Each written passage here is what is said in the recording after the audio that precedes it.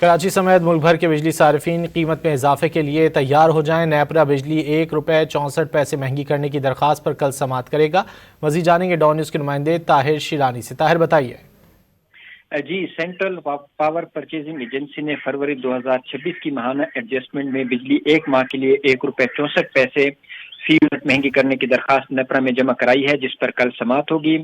حکومتی guide lines کے مطابق ماہانہ ایڈجسٹمنٹ کا اطلاق کے الیکٹرک صارفین پر بھی ہوگا۔ فروری کی ماہانہ ایڈجسٹمنٹ کا اطلاق آئندہ ماہ اپریل کے بلوں میں کیا جانے کا امکان ہے۔ درخواست کے مطابق فروری میں 7.42 یونٹس بجلی ڈسکوز کو فراہم کی گئی۔ اس وقت کراچی سمیت ملک بھر کے لیے جنوری 2026 کی ماہانہ ایڈجسٹمنٹ لاگو ہے۔ جنوری کی ماہانہ ایڈجسٹمنٹ میں بجلی ₹1.63 فی یونٹ مہنگی کی گئی تھی۔